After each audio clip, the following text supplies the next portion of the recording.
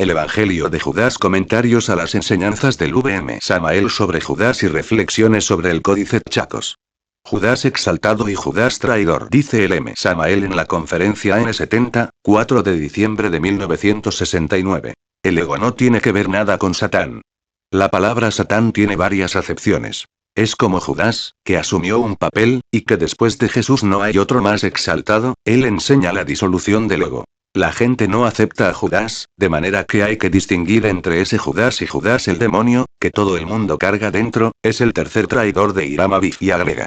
La palabra Satán tiene dos acepciones. Es la reflexión del Logos, el guardián del templo. Y segundo, también podemos entender a Satán como el ego, como los elementos subjetivos. Es lógico que si se disuelve el ego, todo candidato tiene que enfrentarse al guardián del umbral y asume distintas formas. Hay que buscarnos 234 dentro.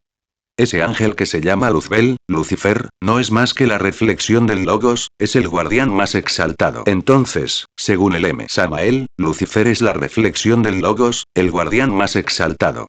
Y entendemos a Judas en su doble papel de traidor y de discípulo más exaltado del Cristo, quien en el Evangelio de Judas lo llama el 13º y a quien el M. Samael relaciona con la carta 13 del Tarot. La exaltación de Judas es lo que le permite ejecutar su traición, entendida esta como el devenir de la pasión del Cristo. Judas es el ejecutor de los tiempos escatológicos 1. Pero tú sobrepasarás a todos ellos. Pues tú sacrificarás al hombre que me reviste a mayor exaltación, mayor posibilidad de ejecutar ese papel.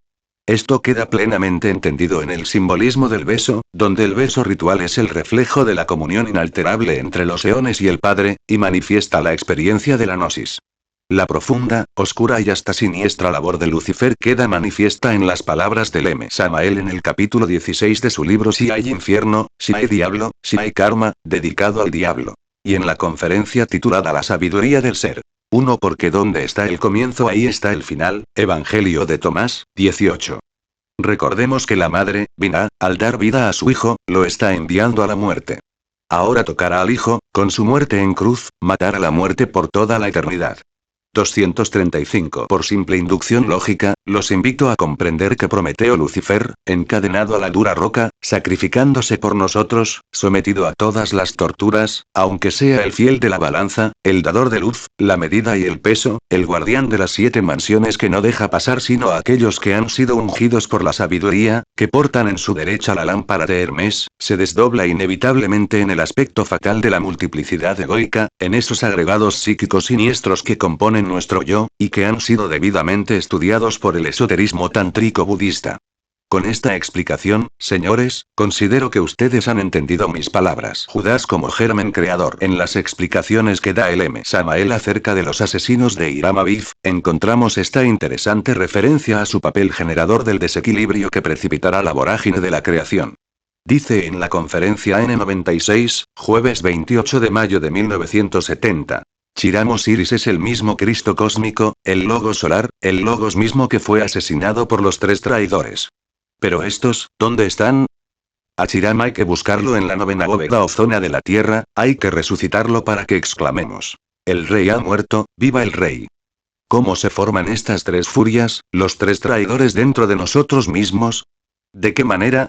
Por la desarmonía, por el desequilibrio de las 3 gunas. 236. En esta conferencia el maestro explica el significado de cada una de las 3 gunas y su relación con los 3 traidores, específicamente de la tercera guna, Tamas, con Judas, el tercer traidor. El tercer traidor es Judas Iscariote. Es puro deseo pervertido, pertenece a los infiernos atómicos de la naturaleza.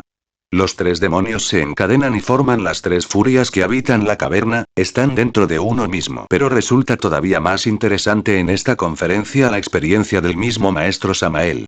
En lo personal estaban las 3 gunas en equilibrio porque él obedece al Padre, es decir, las gunas del maestro Samael aún peor están en equilibrio. Inercia. En la tercera guna estaba el germen creador en calma, en profundo reposo. Esta tercera guna tiene que ver con Judas. En su manifestación o desequilibrio adviene el movimiento que genera toda la descomposición y la inestabilidad de las otras 2. Este desequilibrio es necesario para que exista el universo, y su existencia se justifica por la ley de catancia y la necesidad del absoluto de autoconocerse. Por ello el M. Samael deja implícita la relación de Judas con Lucifer, al diferenciarlo primero de Judas como traidor y después de Satán como demonio. La siguiente cita del maestro en Si hay infierno, si hay diablo, si hay karma sustenta las reflexiones del párrafo anterior.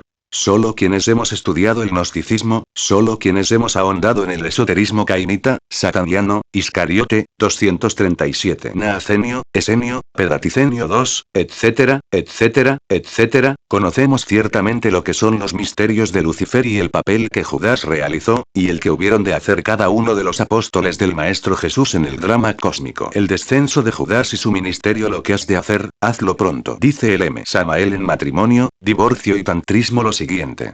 Tenemos que ir de Pedro a Juan. Primero tenemos que recorrer el camino de Pedro y trabajar con la piedra filosofal, el sexo. Después tenemos que llegar al camino de Juan, el verbo. Estos dos caminos están separados por el espantoso abismo donde solo se oye el llanto y el crujir de dientes. Necesitamos tender un puente para unir los dos caminos, si es que verdaderamente queremos ir de Pedro a Juan.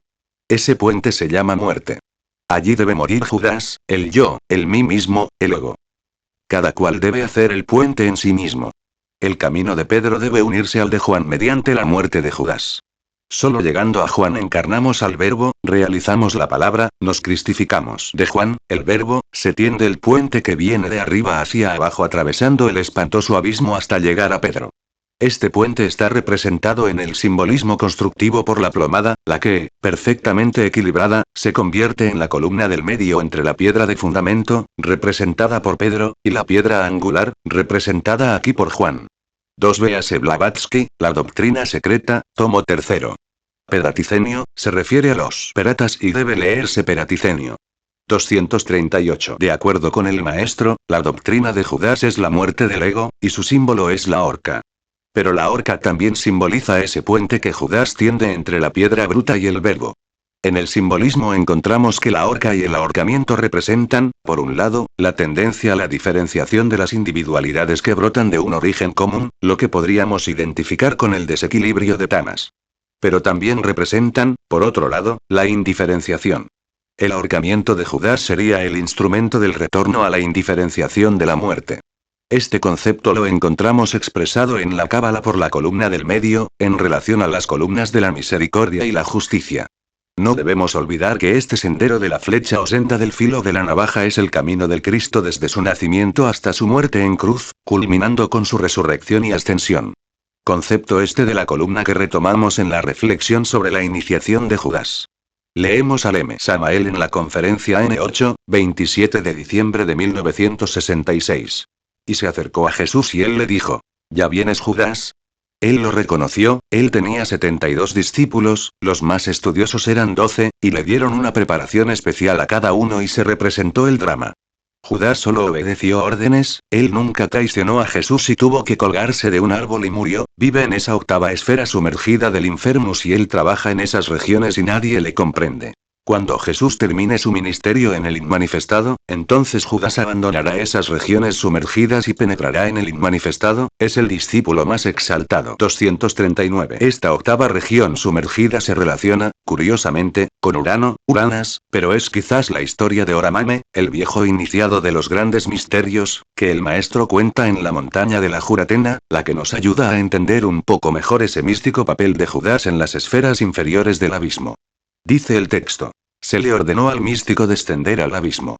El místico obedeció en el acto y descendió presurosamente a esa región conocida en el oriente como Avicii, octava esfera sumergida. Allí en esas regiones encontró el místico horribles maldades, cosas imposibles de describir con palabras, cosas inenarrables. En el abismo el viejo iniciado fue atacado por bestias horribles. En el abismo el viejo místico comprendió que tendría que luchar contra el mundo, el demonio y la carne a fin de lograr algún día la iniciación venusta. Allí en el abismo, encontró el viejo místico un horrible cementerio, un panteón espantoso y fatal. 3. Ese era el panteón de sus recuerdos, el cementerio del ayer lleno de tumbas y tumbas. Las tumbas de los recuerdos. Las cosas del ayer.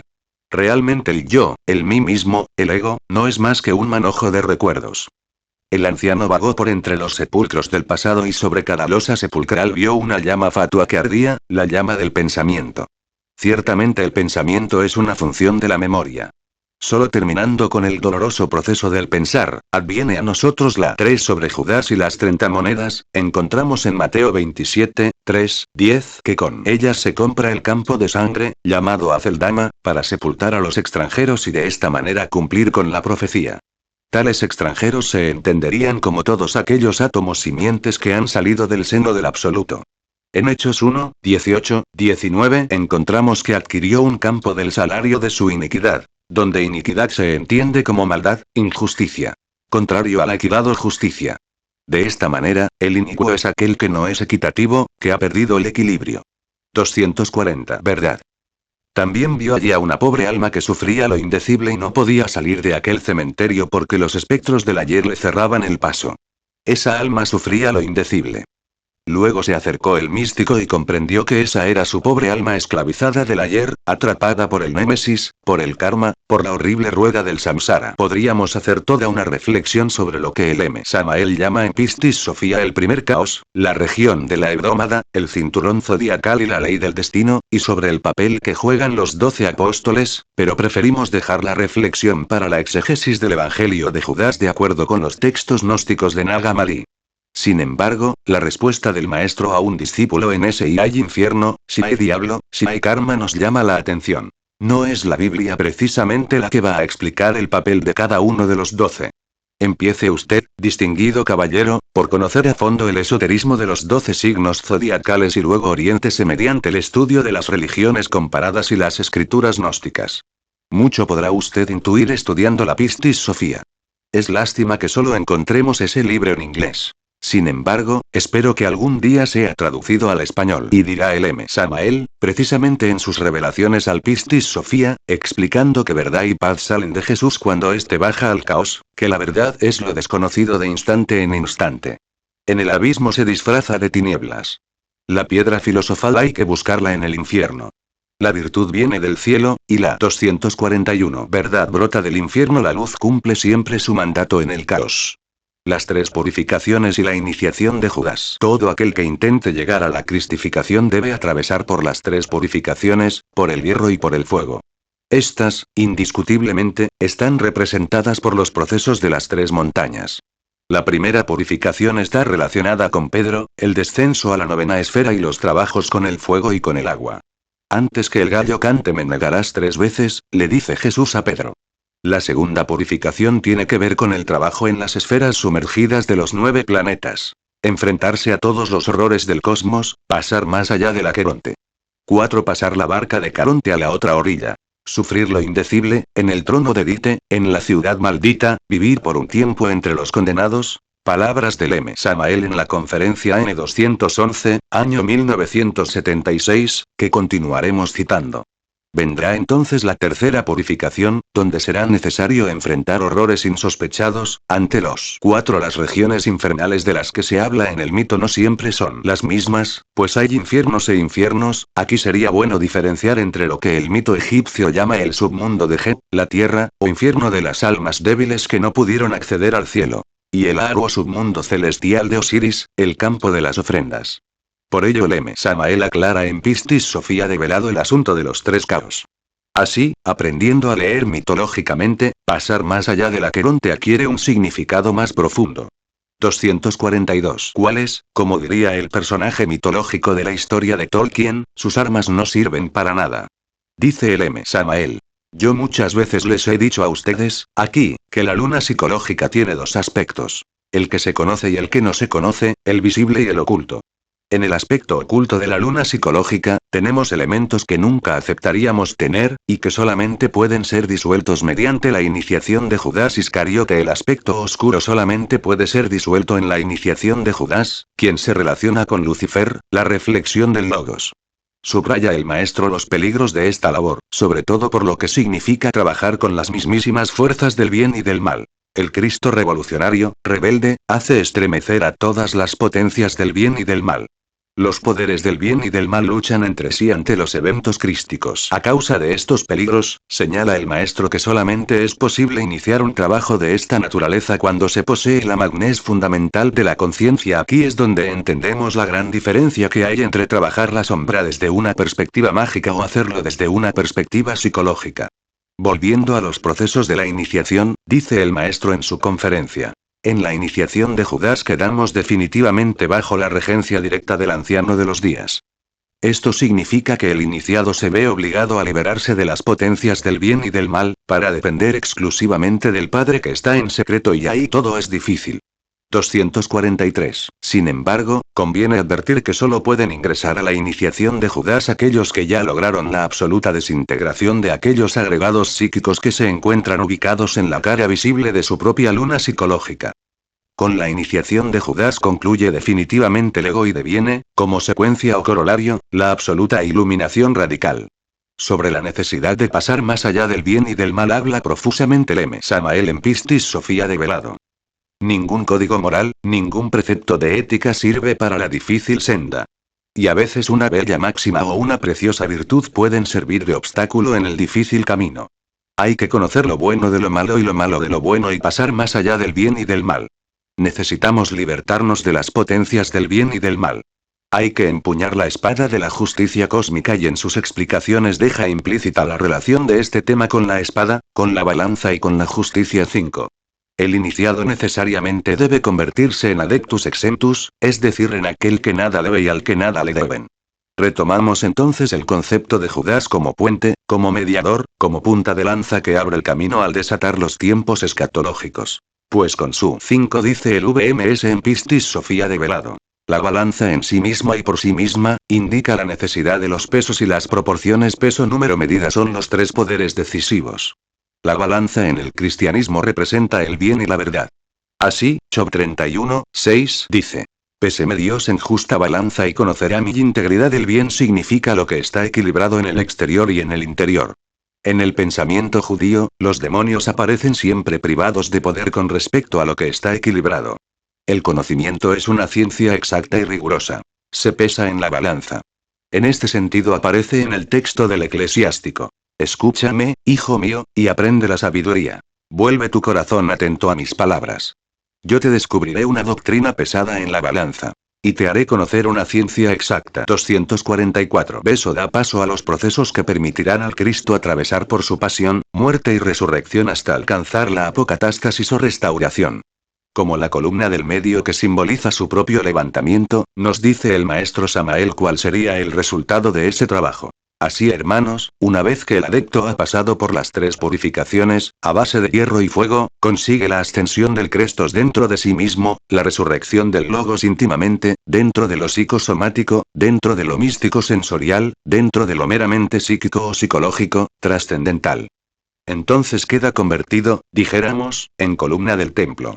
Por eso dice el Apocalipsis. Al que venciere, le haré columna del templo de mi Dios, y no saldrá de allí. Convertirse uno en columna viva del templo de Dios y no salir más. He ahí lo grandioso. De manera que es bueno que ustedes entiendan lo que es la cristificación. Lo dicho es un mysterium tremendum, a través del cual se produce la resurrección. Por ello Judas tiene que traicionar al Cristo. Pues, enviándolo a la muerte y al tormento, lo libera de la esclavitud para que entre en la verdadera vida que adviene con la resurrección. De manera análoga, en el lenguaje mitológico ritualístico del viejo Egipto, sería el pilar Ged levantado en la coronación de Osiris. Concluyamos con la propia experiencia del M. Samael cuando, buscando conocer sus trabajos en la iniciación de Judas, consulta a su padre. En la experiencia por la que atraviesa, subiendo con grandes esfuerzos a la montaña del ser, 245, subimos penosamente hasta la cima. Anhelábamos ver a Jehová, y Odebe, el Elohim particular interior de cada uno de nos. En el fondo era una cita con mi propio ser, con el viejo de los siglos. Llegados todos a la cumbre, hallamos al venerable convertido en una gran palma, símbolo viviente de victoria lograda mediante espantosas ordalías y terribles superesfuerzos. Todos los adeptos cayeron, prosternamos en tierra adorando al bendito. Fui un poco más atrevido que los demás, avancé hacia aquella palmera. La así por el tallo, cercano a las hojas, y con fuerza tremenda la incliné sobre mi pecho acariciando posteriormente sus hojas, que sabía en esos instantes eran los cabellos del Eterno. El círculo consciente de la humanidad solar, en su totalidad, se llenó de horror por mi actitud, que no es cualquier cosa. Entonces se oyó un rumor horroroso, figurándoseme como un sacrílego. Heroicamente me dirigí hacia los hermanos de la congregación Asir al anciano de los días así, a Elohim. Y les hablé en los siguientes términos. Imbéciles, así dije, ustedes no saben de estas cosas. Muy claro es el lenguaje, ¿no? Dichas estas palabras insolentes, el anciano que antes estuviera transformado en una gran palmera, cambió de inmediato transformándose en una gran torre, la torre de mi propio templo interior. Aquella torre, como cabeza de hombre, estaba llena de piedras preciosas. Era la cabeza de Dios. Tenía lastre en sus manos, San Juan. Destilaba felicidad. 246. Sorpresivamente, el gran rostro, la misericordia de las misericordias, el anciano de los días, me entregó en su diestra una pluma y me dijo: escribe toda tu Isaías a partir de estas enseñanzas del M. Samael sobre Judas. Podemos entonces abordar el evangelio de este apóstol, tratando de entender su significado más profundo. Introducción al Códice Chacos. El llamado Códice Chacos o Códice Minya fue descubierto en el año 1978 en una cueva sepulcral a unos 190 kilómetros al sur del Cairo. Después de pasar por varios intermediarios es vendido a un comerciante de antigüedades, quien lo pone en venta en el Cairo, donde acaba siendo robado. En 1982 aparece de nuevo en Ginebra, Suiza, y un año más tarde es ofrecido a los eruditos de la Universidad de Michigan, quienes lo rechazan por su elevado precio. También es rechazado por la Universidad de Columbia. Así que desde 1984 hasta el año 2000 permanece guardado en una caja fuerte de un banco de Nueva York. En el 2000 es adquirido por la anticuaria Frida Chacos, quien se lo ofrece a la Universidad de Yale. La oferta es rechazada por dudas sobre la legalidad de su procedencia. En el 2001 es finalmente vendido a la Fundación 6, un final que nos recuerda de inmediato el texto gnóstico conocido como Discurso sobre la Ilíada y la Eneada, cuya lectura sirve para comprender mejor este misterio. 247. Mecenas de Ginebra. Se inicia entonces su restauración, reconstrucción, traducción e interpretación por parte del erudito norteamericano Rodolphe Casser y la restauradora Florence Darbre. En julio del 2004 en París se anuncia oficialmente el hallazgo y su próxima publicación. En el 2006 se publica el Evangelio de Judas, con gran difusión internacional. El códice consta de 4 textos. Una versión de la carta de Pedro a Felipe, ya conocida como parte de la biblioteca gnóstica de Nag Hammadi, el texto de Jaime o Jacobo, también parte de la NHL, el Evangelio de Judas, y un texto genérico conocido como Allogenes, el extranjero o tratado de Set, tercer hijo de Adán y Eva, distinto a la versión de la NHL. El Evangelio de Judas es un documento de 26 páginas y es una copia escrita en copto saídico a partir de un original en griego. Se cree que el original proviene de la escuela setiana o caimita y la datación de la copia se cifra en aproximadamente 240 de 280 DC. Algunos expertos consideran que el original griego data de 140 a 160 DC. Es uno de los más de 80 textos evangélicos que circularon entre los siglos II y III de nuestra era. El porcentaje de texto original rescatado y legible es del 80.185%. Texto de contenido filosófico, se cree que no estaba destinado a ser leído en público, sino en grupos con un conocimiento más elevado. Fue declarado herético por el obispo Ireneo de León. 248. El Evangelio de Judas como un psicograma. Para un investigador gnóstico es posible encontrar en la progresión estructural del texto una dinámica particular. La primera parte parece dirigida a un público genérico y la última concluye en un enunciado para adeptos. El texto poco a poco va adentrándose y penetrando la figura del Cristo con una especie de elogio a la reintegración de la luz y las tinieblas en el camino del medio. El Evangelio se divide claramente en 6 partes bien definidas que nos permiten entender la progresión del neófito a lo largo del camino iniciático. Cada una de ellas tiene un propósito específico que poco a poco iremos descubriendo. Primera parte. Didáctica del abandono. Se inicia con el ministerio terrenal de Jesús, 33:7, y termina cuando Jesús abandona a Judas, 36. Jesús se reúne con sus discípulos 3 días antes de la Pascua y se menciona que suele aparecérseles como un niño. Se ríe de los sacrificios que aquellos hacen a su Dios menor, pues él, como Salvador, no es hijo de ese Dios. Se está hablando de la multiplicidad psíquica de los valores del inconsciente. Solamente Judas es capaz de enfrentarlo de pie y, aunque no pueda contemplarlo a los ojos, sabe de las 7. El Evangelio de Judas ocupa un total de 13 hojas de papiro escritas por ambas caras, numeradas como páginas 33 a 58. 249. Emanación y de la creación. Es a Judas a quien se le ofrecen los misterios secretos, advirtiéndose que tal iniciación y búsqueda implicará muchos sacrificios y negaciones. Podemos ver aquí la oferta del camino para aquellos que tienen un alma atípica, no adocenada ni inquisidora sino buscadora de las revelaciones, de la gnosis. En resumen, quien busca el reino de los cielos debe abandonar el mundo y todas sus formas engañosas, aun las que huelen a religiosidad. Solo está preparado para ello quien ya posee valores internos consolidados. Se presenta como una didáctica del abandono para aquellos que no se resisten a la persuasión de la voz del ser, voz que despoja de todo lo engañoso que impide tener la visión. Segunda parte. El planteamiento metodológico. A partir del segundo diálogo con los discípulos y hasta el momento en que Jesús se retira, 44. Se instruye a los neófitos sobre un reino más allá de la creación, el de la santa generación no regida por las estrellas, por el destino, a diferencia de las generaciones humanas sometidas a la ley de causa y efecto. Los neófitos cuentan su visión acerca de la religión. Sacerdotes, ritos, sacrificios y oscuros escándalos. Es un sueño que los refleja a sí mismos, y donde se malinterpreta el papel y la misión del Salvador. Una visión de lo que no es el camino.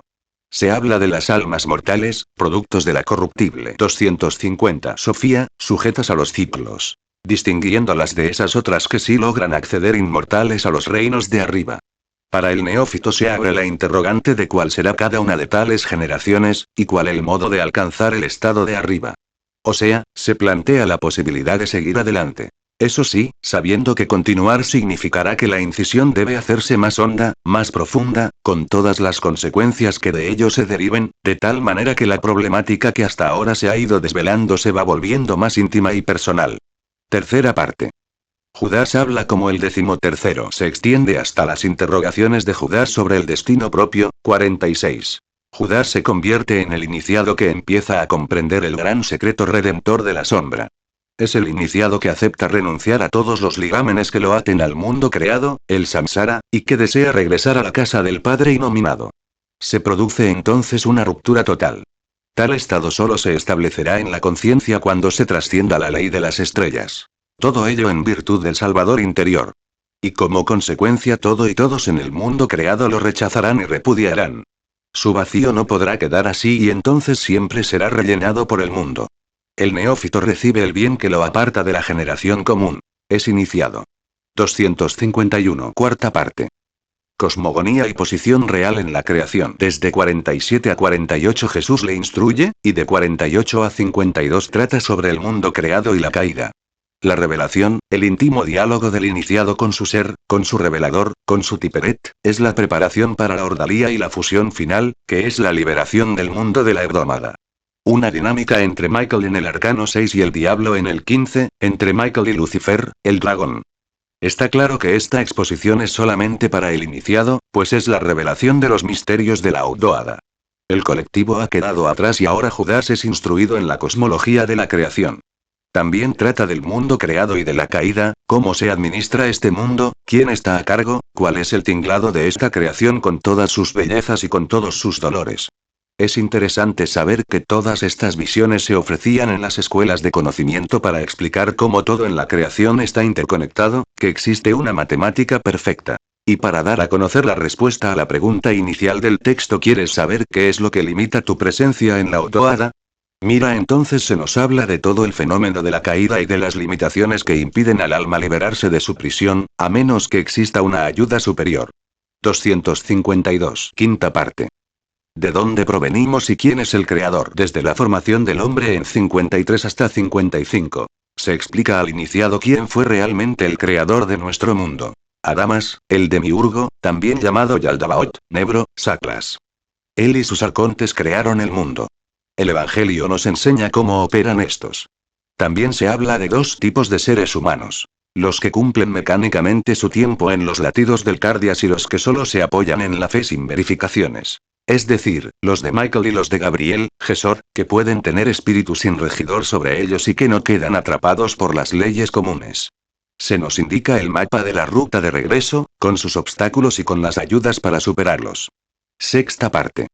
Las labores de Tiperet desde 56 hasta el final. Trata de cómo él y solo él se hará cargo de guiar a las almas a la liberación final. Se explica el sacrificio. Se diferencia entre el bautismo por agua común, y el bautismo por fuego que es Tiperet. Esta sefirá explica su proceso o pasión. cómo se manifiesta a través de un cuerpo carnal, y cómo finalmente se liberará de todo gracias al trabajo de síntesis de los opuestos. Muerte y resurrección del adepto. Él es la estrella que guía el camino. La que trasciende toda dualidad, toda moral o visión sesgada. Muerte, resurrección y transfiguración de 253. La sombra. Previa a la muerte, resurrección y ascensión del Hijo. El miedo queda totalmente excluido. Tú sacrificarás al hombre que me reviste. El iniciado inicia el largo camino de ruptura con los órdenes morales existentes, para conseguir investirse con el traje de gloria del Hijo. En la iniciación de Judas, el adepto suele quedar absolutamente solo, pues nadie lo entiende.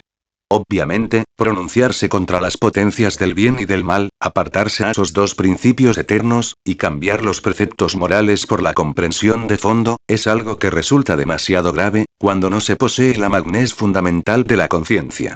La comprensión integral nos permite siempre hacer un inventario psicológico sobre sí mismos. Entonces sabemos qué nos falta y qué nos sobra, esto se halla en plena oposición a cualquier código de ética y riña con los principios morales más decentes. En la iniciación de Judas quedamos definitivamente bajo la regencia directa del anciano de los días 8. Solo con Tiperet como rey podrá el iniciado triunfar en las batallas que le esperan. Por eso se lanzará en su búsqueda en lo profundo del corazón. Ni bien ni mal, y mucha comprensión. Y dejará enteramente en sus manos, en manos de Tiperet, la realización de la obra. Por ello apurará su pasión. Si no hay muerte ni resurrección en nuestro Tiperet interno, nunca podremos liberarnos de esta falsa creación ni restablecernos en la verdadera morada del poder supremo, del cual procedemos. Todo lo demás serán valores que van y que vienen, que mueren y que nacen. 8 Sau, la iniciación de Judas, conferencia. 254. El Evangelio de Judas 9:33. Introducción. Carácter esotérico del escrito. La conversación secreta de la revelación que Jesús mantuvo con Judas Iscariote durante 8 días, los anteriores 3 días a la celebración de Pascua. 10. Llamamiento de los 12. Preliminares de la enseñanza esotérica. Cuando Jesús apareció sobre la tierra hizo milagros y grandes portentos para salvar a la humanidad. Y puesto que algunos obraban en el camino de la justicia y otros obraban en el de sus transgresiones, fueron llamados los 12 discípulos. 11. Comenzó diciendo palabras a ellos sobre los misterios de lo transmundano y sobre qué sucedería al final. Pero a 9. Versión en español de la editorial Trota. Traducción de F.G. Bazán. Hago los comentarios a pie de página con la finalidad de no interrumpir el texto del Evangelio. 10. Encontramos una primera referencia al momento en que se lleva a cabo esta revelación de los misterios. Definitivamente la Pascua, Easter, o Estara, Istar, Astarte, Tara, nos revela, en la metafísica gnóstica el momento en que la naturaleza alcanza su estado de fertilidad, también como fiesta de Passover celebra el éxodo y liberación del pueblo de Israel de la esclavitud egipcia, y como Pesach, como se le menciona en la Torá, se refiere al sacrificio del cordero, relacionado a su vez con la Eucaristía. 11. El llamamiento de los 12 discípulos debe interpretarse en el contexto de la mitología gnóstica como la familia espiritual, donde el último de los aeones es Sofía. En el Evangelio de los egipcios, cada luminar tiene su ministro, y es interesante saber que el ministro de Elelet, de donde surgirá Sofía, es llamado Abraxas. Véase capítulo correspondiente. 255. Menudo no se mostraba a sus discípulos tal cual, sino que se encontraba entre ellos y venía a ser como un niño. 12. Distinción entre llamados y elegidos. Primer diálogo con los discípulos. Cierto día que estaba con sus discípulos en Judea los encontró reunidos, sentados en práctica piadosa. Cuando se aproximó a sus discípulos 34 reunidos y sentados, ofreciendo una acción de gracias, Eucaristía, sobre el pan, se rió. Los discípulos, empero, le dijeron: Maestro, ¿por qué te ríes de nuestra acción de gracias? ¿Hacemos lo que es correcto? Les respondió diciéndoles: De ningún modo me río de vosotros, porque, allá, no hacéis esto por vuestra voluntad, sino que es por medio de esto como vuestro Dios será alabado. Dijeron: Maestro, tú eres, el Hijo de nuestro Dios. 13:12. De la misma manera que Juan, en el Apócrifo, ve dentro de una luz una aparición de Jesús en forma de niño. Esta apariencia infantil del Cristo indica que se está mirando desde la perspectiva de su Padre, lo cual es muy significativo pues se habla entonces de lo que acontece en el reino del Padre. Para el Padre, su Hijo es un niño. Para el mundo, será un rey, a Juan se le aparece después como una persona mayor, el Padre, y finalmente como un sirviente, Tiperet. Este que se manifiesta es como aquel de Juan. El Padre, la Madre y el vástago. De nuevo entendemos que Él es la unidad múltiple perfecta. En la obra de Hipólito contra todas las herejías G. 37 encontramos este hermoso pasaje atribuido a Valentín. De igual manera Valentín afirma que ha visto a un niño recientemente nacido, y cuestionándole, le ha preguntado quién puede ser. Y, el niño, contestó diciendo que él mismo es el Logos. 256. Jesús les dijo: ¿Cómo me conocéis? En verdad os digo, nadie de vuestra generación entre los hombres me conocerá. 14. Cuando oyeron esto, empero, sus discípulos comenzaron a enojarse y a ponerse furiosos y comenzaron a blasfemar contra él en sus corazones. Sin embargo Jesús vio su falta de entendimiento, y les dijo: ¿Por qué esta turbación? ¿Os ha enojado el Dios que está dentro de vosotros y, 35, os ha enojado en vuestras almas? Que alguno de vosotros de fuerza suficiente entre los hombres manifieste al hombre perfecto, Telios, y se mantenga de pie ante mi rostro. Y todos ellos dijeron: Nosotros tenemos la fortaleza, y, sus espíritus, Neuma, no osaron ponerse de pie ante él, con excepción de Judas Iscariote. Él fue capaz de 13. Así somos todos los humanos al principio cuando empezamos a presentir la divinidad. Hacemos sacrificios externos y seguimos a personas externas casi como si ellas fueran el mismo Dios encarnado. Vivimos un formato de orden religioso pero no en su sentido filosófico, amor al conocimiento, sino más bien sociológico y hasta psicológico, movidos en realidad por el miedo, y pretendemos hacerlo todo a imagen y semejanza de nuestro miedo. Por eso nos atrevemos a gritar: Maestro, tú eres el Hijo de nuestro Dios. Este es el preámbulo de entrada de cualquier caminante. 14. Para entender generación. Lo primero es ingénito, lo segundo es autogenes, lo tercero es lo engendrado. Hay entonces dos tipos de generación. La corruptible y la incorruptible o genuina, la autogénica, donde autogenes significa genuino. En los textos apócrifos, Tratado Tripartito 116,10, los discípulos aparecen como espirituales o neumáticos, pero necesitados de instrucción. Y han sido designados para cuidar a los caídos. Estos son los apóstoles y los evangelistas. Ellos, empero, son los discípulos del Salvador y maestros, pero que necesitan ellos mismos instrucción. 257. Ponerse de pie ante él, pero no podía mirarle a los ojos, sino que giró la cara. 15. Le dijo Judas: Conozco quién eres y de qué lugar procedes. Provienes de León Inmortal, Atánatos, de Barbeló, y no soy digno respecto de quien te ha enviado de pronunciar su nombre. Pero Jesús, sabiendo que reflexionaba sobre algo que era eminente, le dijo: Apártate de los demás y te diré los misterios del reino. 16. 15. Son muy pocas las personas que tienen alguna hondura espiritual y han podido ver lo más íntimo de sus propios interiores. Allí descubrirán que existe un extraño y poderoso poder luz, que les habla de un lugar supremo del cual él, el Maestro, procede. Encontramos aquí una profunda reflexión psicológica que nos dice que hay algo dentro de nosotros que puede ponerse en pie. Hay una relación de la palabra estoz, estar de pie, con el pleroma, de manera que solo el autogenes es el que puede estar de pie y Judas viene a ser su arquetipo. Debe quitarle la mirada, pues la sombra no puede verle de frente ya que está en el polo opuesto. Pero se declara entonces la dualidad vertical en el árbol. Parece claro que este texto es simbólicamente un canto a la sombra. Por eso dice la doctora Pagels en su comentario al Evangelio de Judas: los evangelios como el de Judas o los de Nag Hammadi fueron escritos para ser leídos no en público, sino en un nivel más avanzado. Digamos que ese nivel avanzado es el de los amadores de Sofía. Se habla de la religiosidad, sí, tú eres nuestro Dios, pero de lo que se trata es de conocer la sombra, que alguno de vosotros, de fuerza suficiente, manifieste al hombre perfecto y se mantenga de pie ante mi rostro. Qué hermoso es que se nos prometa tener a la divinidad de frente, como lo hacen las escuelas incipientes. Pero qué terrible es pensar que eso solo es posible a través de la parte nuestra que consideramos más terrible y traidora. 16. De la respuesta de Judas. Por un lado, Judas reconoce que aquel a quien tiene enfrente es del reino inmortal de Barbeló. Por el otro, reconoce que no puede pronunciar el nombre de quien le ha enviado. Primero reconocemos la etimología de la palabra Barbeló del siríaco Barbaeló, o sea, primitivamente en hebreo, Bear Baeloa, Dios en 4, el tetragramaton o nombre de Dios. En el Evangelio de la Verdad 36,33 se le menciona con las siguientes palabras: Él es bueno, Agatos. Conoce a sus simientes, porque es el que las ha sembrado en su paraíso. Pero su paraíso es un lugar de reposo. En cuanto al nombre, dice el Evangelio de la Verdad: el nombre del Padre, empero, es el Hijo y porque, realmente el nombre del Padre no es dicho, sino que se revela por medio del Hijo. Entonces y siendo así grande es el nombre. Una referencia similar a esta. 258. Primer subdiálogo secreto con Judas. Por lo tanto los puedes alcanzar, pero penarás mucho. 36 Porque algún otro llegará a ocupar tu lugar para que los 12 nuevamente estén completos con su Dios. Y Judas le dijo: ¿Cuándo me dirás estas cosas y cuándo amanecerá el gran día de luz para la generación? Pero cuando dijo esto Jesús lo abandonó. 17 Del nombre imagen del Salvador la encontramos en el Evangelio de Tomás, Logión 13, cuando el Maestro pide a sus discípulos Pedro, Mateo y Tomás que le digan a quién se asemeja. Tomás responde: Maestro, mi boca no será capaz en absoluto de que yo diga a quién te asemejas. El Maestro le aparta de los demás y le revela los misterios.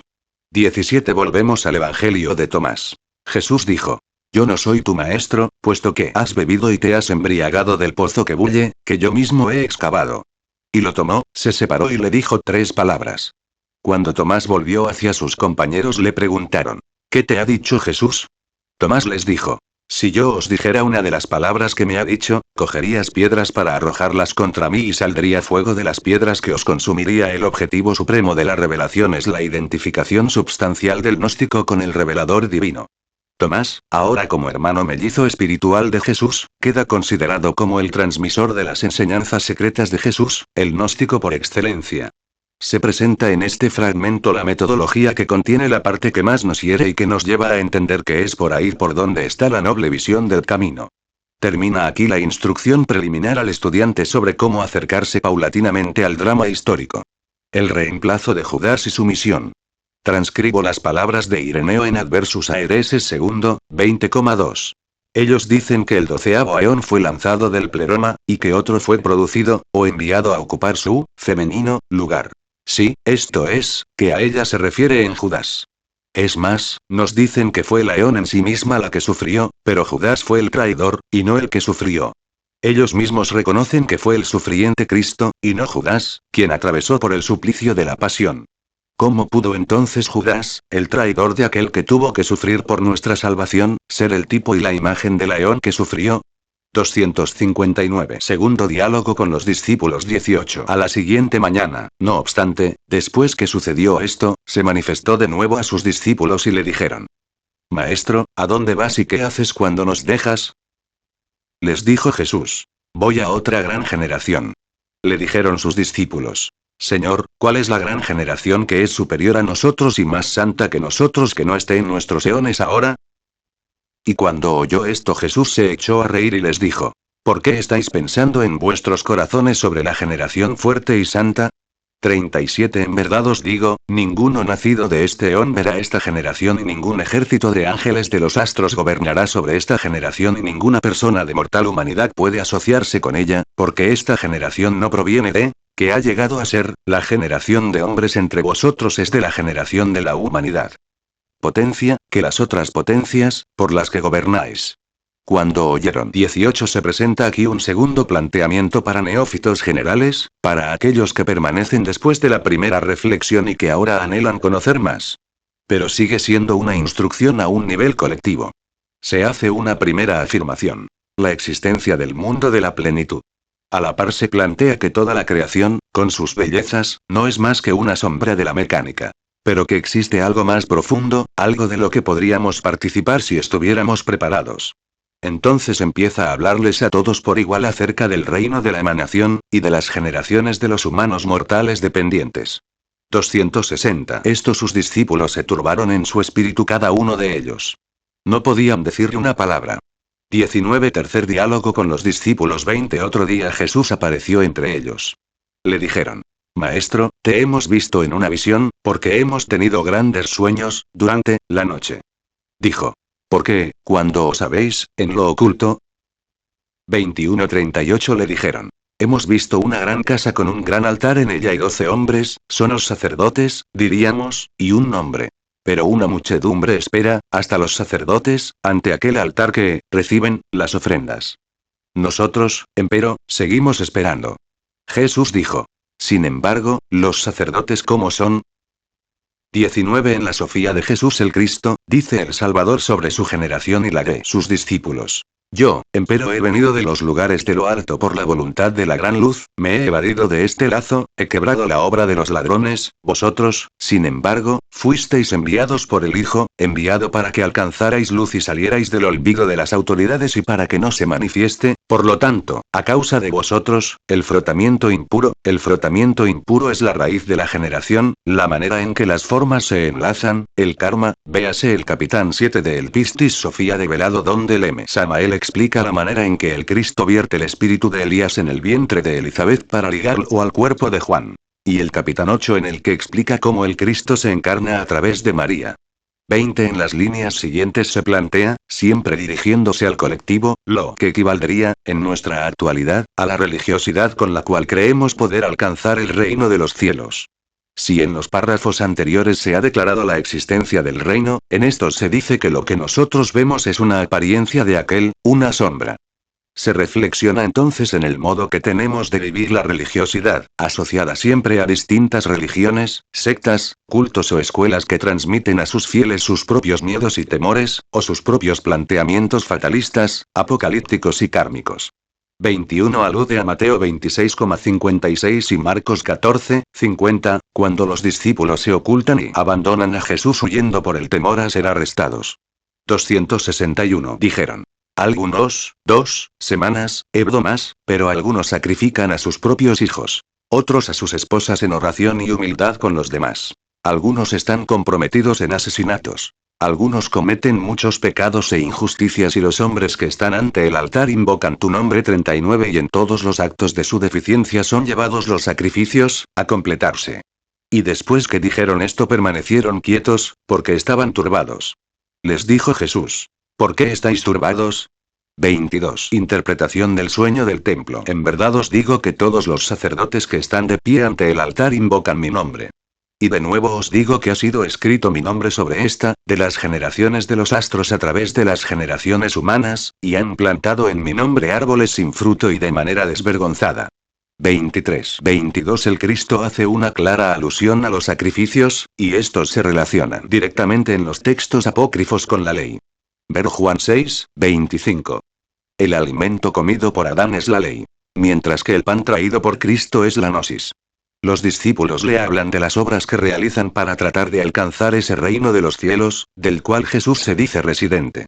Sus obras, sin embargo, solo alcanzan a duras penas para seguir viviendo de este mundo de lo aparente. Lo que se plantea al estudiante en las escuelas es que entienda que todo sigue su marcha mecánica, que a pesar de lo que queramos visualizar como religiosidad o salvación, todo está dentro de lo esperado en la mecánica de la creación y por tanto, no va a poder alcanzar un estado de pleroma, de plenitud. 23. El Evangelio de Felipe 71,22 dice. 2 árboles crecen en el paraíso. Uno produce animales. El otro produce hombres. Adán comió del árbol que produce animales, c. 262. Jesús les dijo. Aquellos que visteis que recibían las ofrendas en el altar, eso es lo que sois vosotros. Ese es el Dios al que servís vosotros y sois aquellos 12 hombres que habéis visto. Y el ganado que habéis visto conducido al sacrificio son la multitud que vosotros lleváis extraviada 40 ante el altar. Estarán de pie. Y de esa forma harán uso de mi nombre y permanecerán leales a él las generaciones de piadosos. Después otro hombre permanecerá allí de pie de los fornicadores y otro permanecerá allí de pie de los asesinos de niños, otro, además, de los que duermen con varones junto con los que son abstinentes y el resto de los que son contaminados e injustos y en error y los que dicen. Somos como ángeles. Y son estos los astros que lo llevan todo a la consumación. Porque ha sido dicho en relación con las generaciones humanas. Atiende, Dios ha recibido sus sacrificios de las manos de un ministro, diáconos, que es del error. Pero es el Señor del todo el que manda que en el último día serán expuestos a la vergüenza. 24. Tornó animal y engendró animales. Por ello los hijos de Adán veneran a los animales, si él hubiera comido el fruto del otro árbol, es decir, el fruto del árbol de la vida, que produce hombres, los dioses venerarían al hombre. Dios creó al hombre, los hombres crean a Dios. Así ocurre en el mundo. Los hombres crean dioses y adoran su creación. Más valdría que los dioses adoraran a los hombres. 24. Toda esta parafernalia de ofrendas, de sacrificios, de ceremoniales, de ritualística, donde los discípulos son los hombres que se han visto en el templo y los animales aquellos a quienes han extraviado, etc., lo que les provoca es una confrontación con la estructura de su miedo, sobre la cual están basados todos esos actos. Cuando esto se plantea de esta manera, de inmediato nos preguntamos: entonces, ¿con qué me voy a quedar? ¿Qué es lo que estoy buscando? A lo que Jesús responde: Dios ha recibido sus sacrificios de las manos de un ministro que es del error, pero es el Señor. 263:41. Jesús les dijo: detened los sacrificios, que realizáis, sobre el altar, ya que son sobre vuestros astros y sobre vuestros ángeles y ya se han consumado allí. Dejadlos que se engañen ante vosotros y dejadlos ir. 25. Faltan 15 líneas. Generaciones, no puede un panadero alimentar a toda creación. 26. Del todo el que manda. Vamos entendiendo entonces que todas estas obras del mundo se retroalimentan entre sí, se reciclan, los valores se perpetúan una y otra vez y así no llegamos a alcanzar el centro nunca. Este es el pan nuestro de cada día en el mundo de samsara.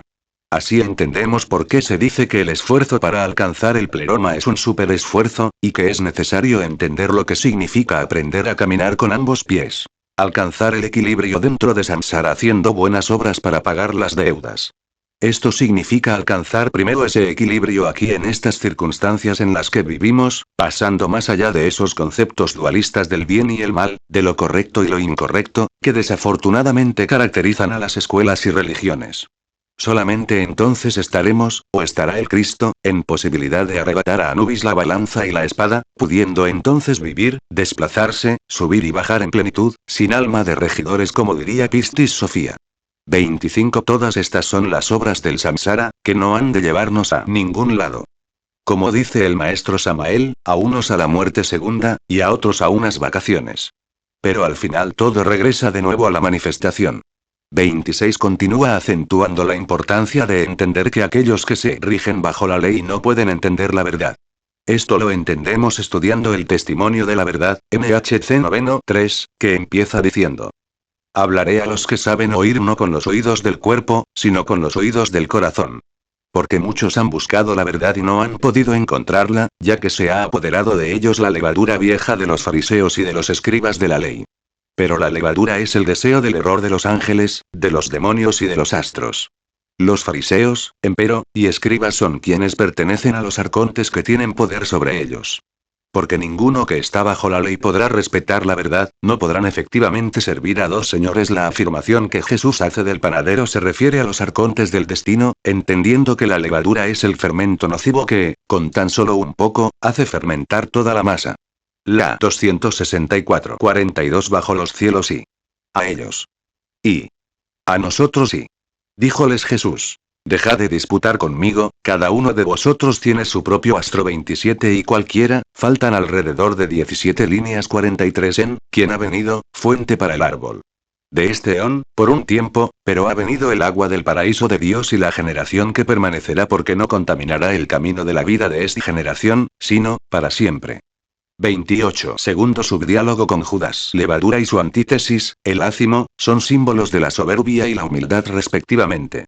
27. Es necesario dejar de oponernos al sendero justo del medio, a esa fuera que trata de producir una integración. Dejemos de oscilar entre derecha e izquierda, tratemos de ponernos en Eztoz, de pie, tratemos de alcanzar el equilibrio, ese que nos cuesta tanto mantener en dos pies, como dice el maestro, y con mayor dificultad en el pie izquierdo, en la parte izquierda. La generación que no contamina se refiere al camino del Eztoz, el camino del equilibrio que los eruditos relacionan también con Metatron, el Adam Kadmon. Esta relación resulta interesante pues los eruditos establecen aquí una correlación de Adamas no con el sentido asociado a Arconte, sino con el concepto de Adam Kadmon, el hombre primordial. Véase el libro secreto de Juan II, 8, 9, 28 es cuando los conmina a que recuerden que cada uno tiene su propio ser y solo deben seguirse a sí mismos si anhelan ser parte de esa generación superior. Esto es difícil porque vemos que la metodología de las escuelas no suele conducir a seguirse a uno mismo sino al instructor, al maestro, a aquel que nos trata como verdes y no como maduros. Jesús aquí nos exhorta a seguir una metodología completamente diferente, con la que empecemos a pensar no como religiosos sino como filósofos, con amor a la sabiduría, amigos de la Sofía, y no con temor a la condenación, no con la falsa religiosidad que el maestro atribuye a los yoes buenos, los fariseos, que funcionan en base a las buenas obras. 265 dijo Judas. Rabí, ¿qué tipo de fruto produce esta generación? 29 dijo Jesús. De toda generación de hombre morirán las almas. Pero cuando hayan completado el tiempo del reino y el espíritu los deje, sus cuerpos, soma, morirán, pero sus almas permanecerán vivas y serán elevadas. Judas dijo. ¿Y qué harán el resto de las generaciones humanas? Dijo Jesús. Es imposible 44 sembrar semillas sobre roca, Petra, y cosechar su fruto. 30 Este también es el modo, de la generación contaminada junto con la Sofía corruptible. La mano que ha plasmado al hombre mortal para que sus almas suban al león de lo alto. Verdaderamente os digo, ángel, potencia podrá, ver a estos a los que, las generaciones santas. Dicho esto por Jesús, él se retiró. 31-29 Ante esta pregunta hay dos respuestas. Los que lo tienen y los que no lo tienen. Al que tiene se le dará más y podrá llegar a la categoría de neumático. Para los que no tienen, los ílicos, no pasará nada, o exactamente eso. Las almas de cada generación humana morirán. Nos habla de los valores de la personalidad, que como no están coligados, como hay tanto miedo que éste impide se coliguen, entonces, roto el cántaro, soltada el agua al río, y todo se diluirá. Aquí se nos invita a ir a lo esencial, y no a perder el tiempo con engaños que se disfrazan de ideas filosóficas cuando en el fondo son solamente lucubraciones de tipo religioso dogmático. 30 Hace referencia a la parábola del sembrador. MT 16, 13, 20 y LC 8, 4, 15. 31 Las obras de nuestra Sofía caída, la Sefirá 9, Gesor, que se relaciona con la enseñanza del Talmud acerca de la caída del arcángel Gabriel, luna, aguas. Sofía aparece como la forjadora de la generación fragmentada. Se introduce el tema de la gran fragmentación originada por la caída de la Sefirá que, como estudiantes, tendremos que confrontar y aprender a reunificar. Se recalca que solo esas almas superiores son inmortales, tras la muerte del cuerpo. Las demás verán morir casi todos sus esfuerzos humanos en el mar del inconsciente. 266 Judas insistió. Maestro, puesto que has oído a todos estos, óyeme, ahora, también a mí. He visto, en efecto, una gran visión. 32 Jesús, empero, habiendo oído esto, se rió y le dijo. ¿Por qué te ejercitas tan duro, oh, demon 13? 33 Habla, no obstante, y te tendré paciencia. Colectivo. Cuando lo anterior se confronta con la metodología de las escuelas modernas, nos provoca un tremendo impacto reconocer que elegimos sentarnos pasivamente en las aulas al ser completamente incapaces de afrontar nuestras realidades más íntimas. La falsa personalidad se diluye, y todo lo que consideraba que soy, en realidad no es. 32 Las multitudes quedan atrás y se propone ahora el camino del iniciado a través del diálogo directo con la sombra. 33 El demon 13. La etimología de la palabra daimon, que deriva del griego demon, significa repleto de conocimiento. Para los griegos hay buenos y malos demonios, llamados eudemons y cacodemons, que nos recuerda a los dos ladrones Agato y Caco, y a Agatodaemon, que en la doctrina secreta de Anáhuac el maestro llama el Xolotl Lucifer, Prometeo. Dice don Mario Rosso de Luna en Simbología Arcaica. Los cristianos primitivos, lo mismo que los gnósticos ófitas, posteriores a los egipcios, tenían su logos dual. La buena y la mala serpiente. El Agatodaemon o el Cacodaemon, como se ve en los escritos de Marcos y Valentín y en el Evangelio gnóstico de Pistis, Sofía, es en ese texto donde se nos dice cómo Sofía desciende del 13º reino en las alturas, el Aeón 13, al que está destinada a regresar otra vez.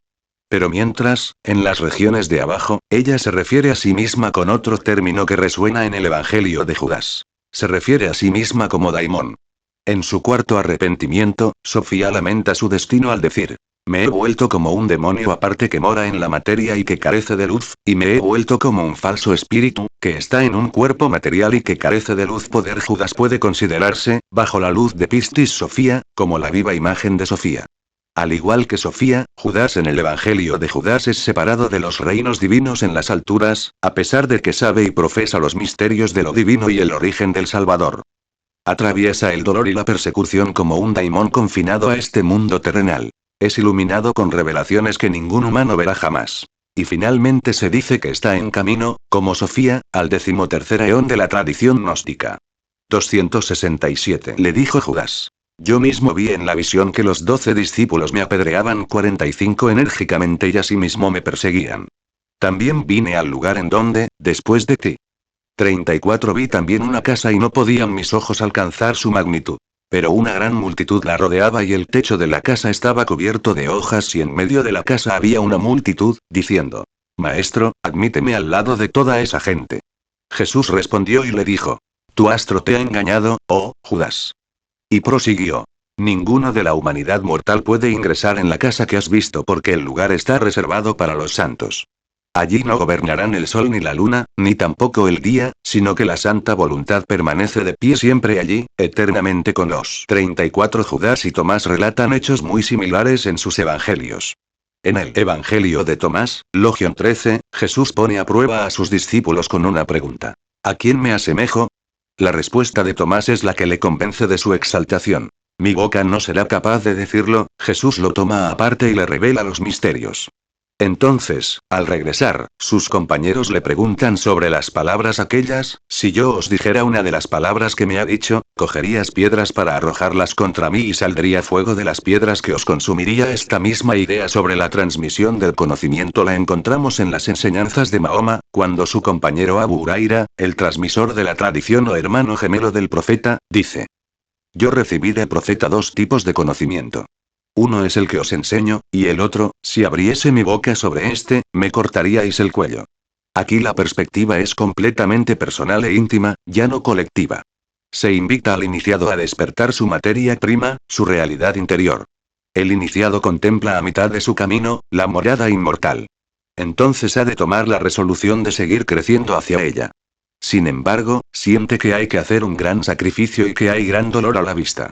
Alcanzar el pleroma significará para el caminante grandes dificultades, sufrimiento e incomprensión, porque ese es el verdadero camino. 268. Ángeles santos. 35. Atiende, te he explicado los misterios del reino. 46. Y te he enseñado sobre el error de los astros. Y 12. Lo envié sobre los 12 eones. 36. Judas interroga sobre el propio destino. Judas dijo: Maestro, mi semilla, esperma, estará bajo el sometimiento de los arcontes. 35. El alma verá la meta y nos recuerda a Moisés en el Sinaí, a Jesús en el Gólgota, a Blakel Kenarnei Peak. Contempla la tierra prometida, mas no te digo que entraréis en ella. Esta sería para el neófito la propuesta de la iniciación. Nos dice también que las claves no se pueden abrir tan fácilmente sino a través de los misterios. Ese testimonio y certeza es necesario y por ello se nos permite vislumbrar aquella casa de la plenitud. Para ello estaban y están las escuelas, para crear las circunstancias en que se nos invite a ir y fecundar la materia caótica, para acercarnos a los misterios, sin cercenar la libertad de cada quien. Es la filosofía como el amor a Sofía y no la religiosidad dogmática que está basada en el miedo y la censura. 36. Ya se mencionó anteriormente la mediedad, el velo que separa el lugar supercelestial y el caos, un velo, se dice en Sobre el origen del mundo 98,12, que separaba el género humano de las realidades superiores. En la teología valentiniana se conoce a este velo como la auduada o mediedad, el círculo de las estrellas fijas. Dice el mismo texto en 112,19. Todos estos eones con sus mundos existen en la indeterminación que se extiende entre la auduada y el caos que está debajo de ella, perteneciendo al mundo integrado por la pobreza. El alma clama para que pueda morar con esas personas. Maestro, admíteme al lado de toda esa gente. Es la gran esperanza del iniciado. Y el maestro responde hablándole de su extravío, al que lo ha llevado su estrella, y del error de las estrellas.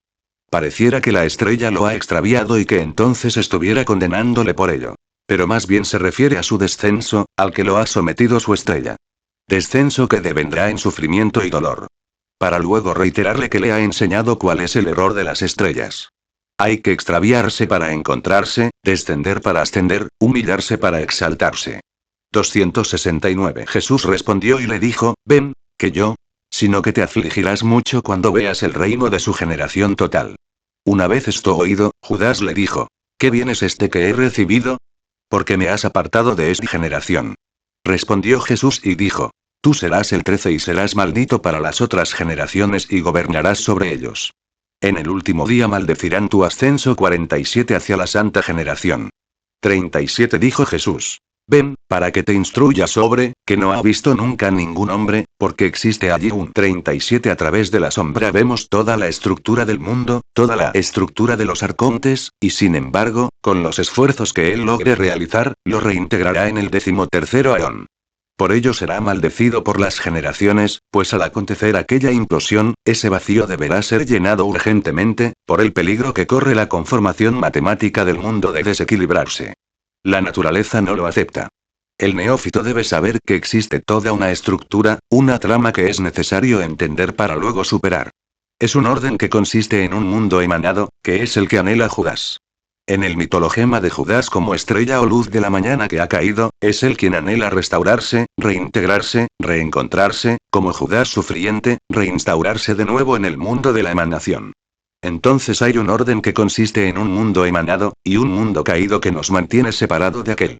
Este es uno lleno de trampas y es como una prisión que no permite la liberación ni el libre fluir, a menos que se conozcan los trabajos con el Tiperet nuestro, que es el punto central donde se concilian las dualidades. Por ello, en el párrafo anterior, Tiperet promete al adepto que él mismo lo conducirá hasta su exaltación final, no sin antes advertirle que habrá muchos sufrimientos conscientes y padecimientos voluntarios. Él es el camino, la verdad y la vida. Pero para separarnos de nuestras dualidades, que nos mantienen dormidos sean de virtud o de pecado, de bien o de mal, de aprobación o de reprobación, vamos a tener que padecer por ambos extremos. Pero aquí ya se propone que la solución a nuestro propio destino solo es el Tiperet, el Cristo que ha entablado diálogo con su sombra.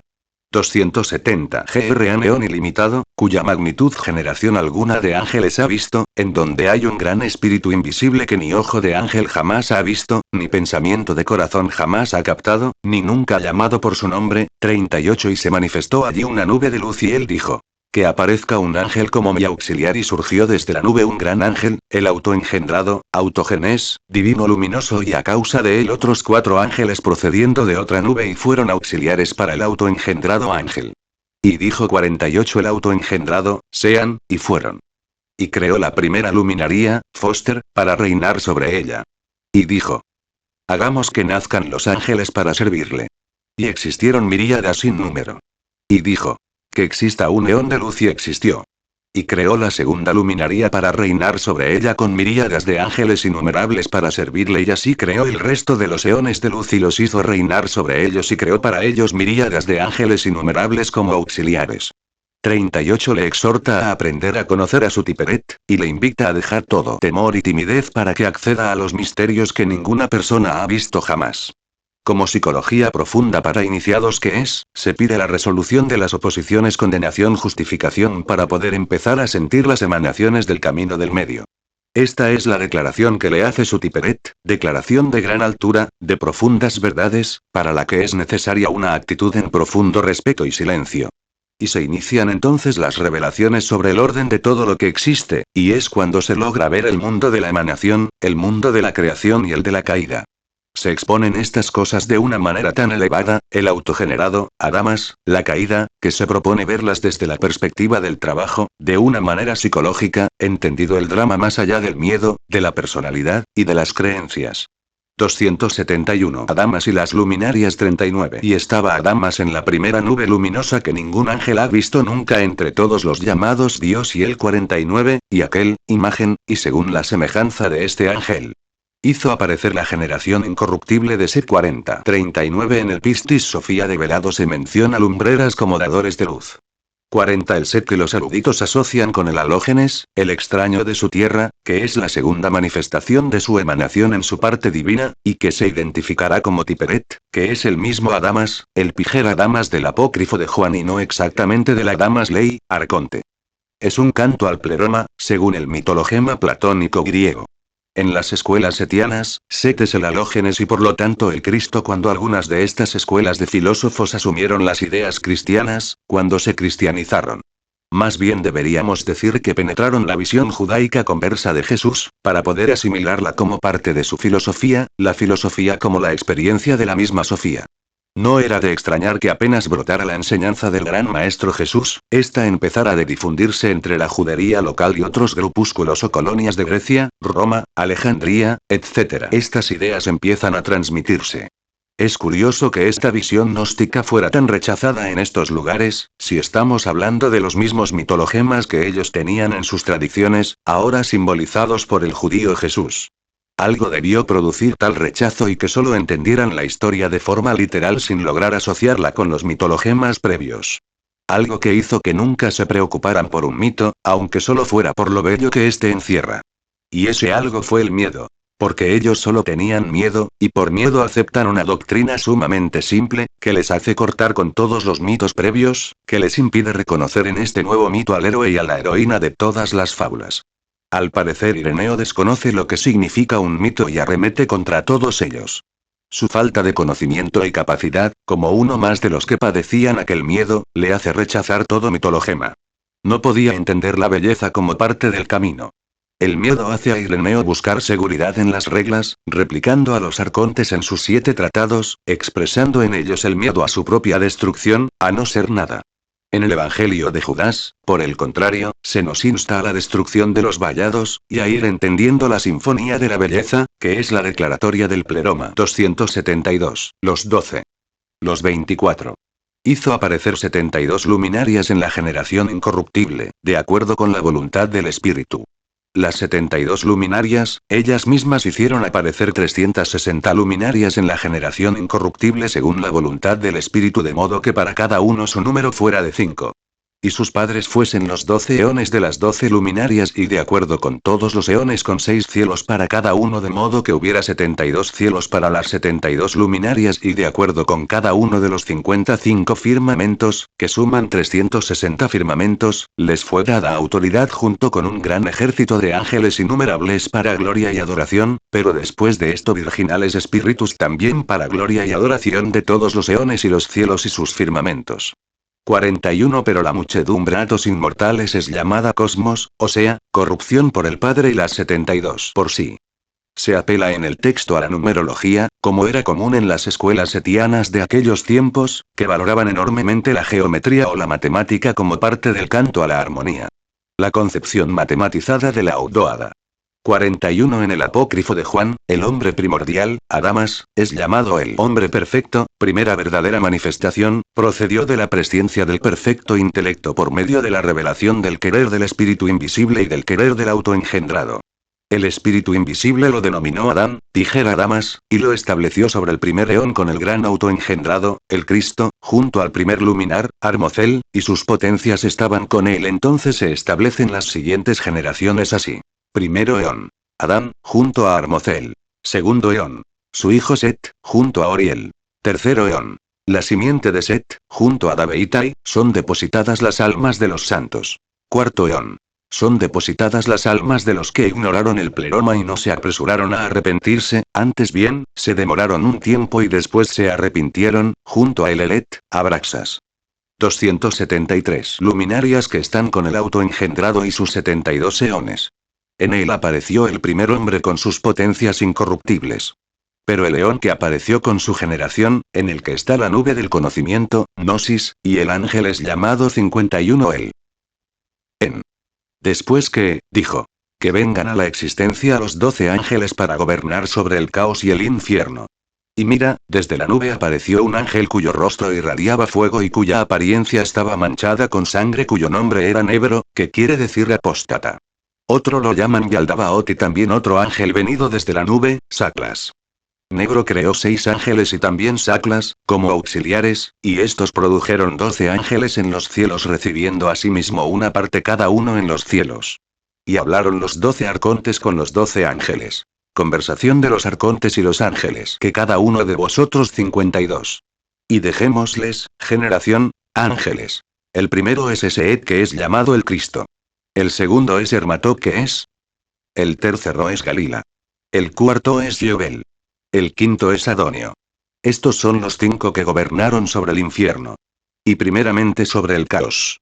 Entonces dijo Saclas a sus ángeles. 42. Ya sabemos que el número 5 tiene que ver con Saclas Samael, el rigor en el árbol de la vida, por lo tanto, con la ley. Todo está sujeto a los arcontes. Anubis rigiendo en todo lo creado según el mitologema egipcio. 274. La formación del hombre. Formemos un hombre según nuestra semejanza y según nuestra imagen, Eikon. Ellos, pues, plasmaron a Adán y a su mujer Eva, que es llamada en la nube Zoe, porque por este nombre todas las generaciones lo buscan y cada una de ellas lo buscan por estos nombres. Pero Saclas no 53 gobierna, salvo que las generaciones estos. Y dijo Adán el arconte: vivirás largamente con tus hijos. 43. Prosigue Judas preguntando sobre Adán y los hombres. Judas dijo a Jesús: ¿cuánto es el tiempo que vivirá el hombre? Jesús dijo: ¿por qué sorprenderte por esto? Adán con su generación ha vivido su duración de vida en el lugar en donde recibió su reino considerablemente con su arconte. 44. Aquí reflexionamos sobre las causas que originaron todo esto. El desequilibrio de las tres gunas. Es por ley que todo se crea y por ley viene a la manifestación el Mahavantara y el Mahapralaya. Véase el cat.i para entender a Saclas Samael. 43. Los eruditos concluyen que Saclas es el dador del cuerpo y el otorgador del soplo, pero que hay una parte que está más allá que no fue creada por ellos. El espíritu o pleroma, la corona de Keter. Toda esta revelación sobre la creación y Saclas la hace Tiperet a su sombra, no debemos olvidarlo, de manera que la está preparando para hacer su papel lo más correctamente posible para la ordalía final en comunión, en fusión. 44. Adán, el hombre psíquico, general 1, 26, 27, en el apócrifo de Juan. Y dijo, el arconte, a las potestades que estaban con él: venid, hagamos un hombre según la 275. Judas dijo a Jesús: ¿el espíritu humano muere? Jesús dijo: por esto Dios mandó a Miguel darles los espíritus de hombre como un préstamo para que sirvieran, pero el Gran Uno mandó a Gabriel otorgar espíritus a la gran generación sin rey sobre ella, el espíritu junto con el alma. Por lo tanto el resto de las almas 54, una línea perdida. 45. Diálogo sobre la destrucción de la maldad. Luz. Alrededor. Que el espíritu, que está dentro de vosotros pueda residir en esta carne entre las generaciones de ángeles.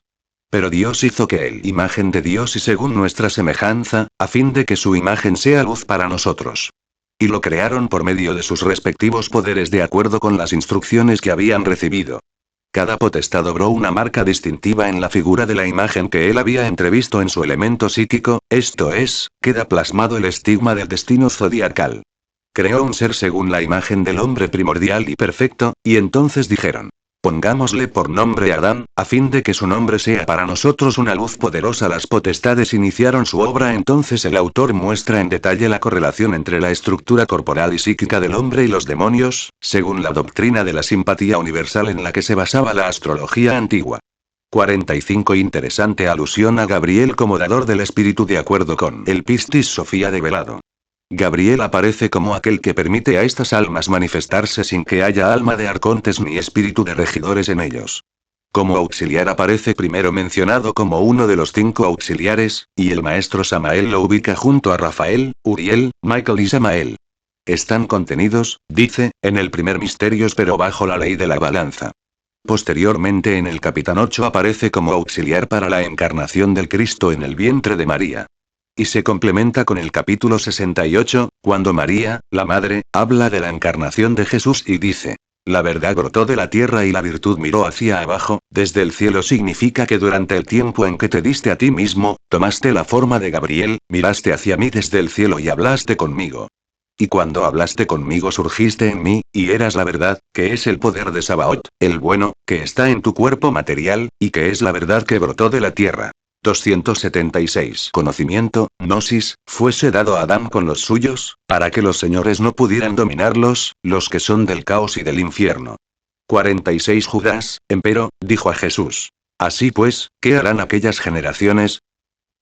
Dijo Jesús: verdaderamente os digo, para todos ellos los astros lo llevan todo a consumación. Cuando complete la duración de tiempo que se le ha asignado a Saclas, aparecerá su primer astro con las generaciones y concluirán lo que hubieran dicho que harían. Entonces fornicarán en mi nombre y asesinarán a sus niños. 46. Dentro de las revelaciones que se vienen dando del mundo de la emanación, la caída, el mundo creado y el nacimiento de las almas que lo habitan, hay que entender que hay 2 tipos de almas. Una mayoría que presta servicio para la sola manutención del tinglado. Y una minoría, que en el fondo se sabe inmortal, y utiliza el tinglado solo como plataforma de escape para recuperar lo que le pertenece. El grupo mayoritario vive aquí, en este mundo, apoyado solo en la fe de su corazón, y en sus obras derivadas.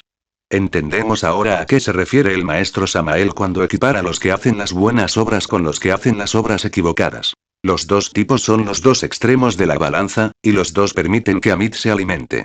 Los dos actúan sin saber. Unos por ignorancia, como ílicos. Otros por fe, como psíquicos, con la fe de su corazón y en sus obras derivadas. Nos habla aquí de los sópicos, y de Sofía como aquella que alcanza individualidad sagrada. Solo los iniciados sobrevivirán a la muerte. Estos serían los neumáticos. Según el testimonio de Ireneo en Adversus Aereses I, 30,9 dice que el soplo que Adán y Eva reciben de su artífice les depara solamente cuerpos oscuros y almas lánguidas. Hasta que Prúnicos, Sopía, se compadece y les devuelve el olor suave de la impregnación luminosa. Se entiende que el demiurgo, al soplar sobre Adán, le comunica dos potencias distintas: la vida psíquica y la centella espiritual o impregnación de luz. A esta última se la llama también intelección luminosa, epinoia, o vida, que más adelante el apócrifo de Juan identifica como el árbol del conocimiento del bien y del mal. De ella dice el texto que es la auxiliadora de toda criatura, la que sufre con el hombre y lo establece en su pleroma, instruyéndolo acerca de la caída de su deficiencia, instruyéndolo sobre el camino del retorno, por el que ya había descendido, 277, 55 y ellos. Y faltan 5 líneas. Mi nombre y él, su astro sobre el 30º eón. Pero después de esto se rió Jesús. Judas dijo: Maestro, ¿por qué te ríes de nosotros?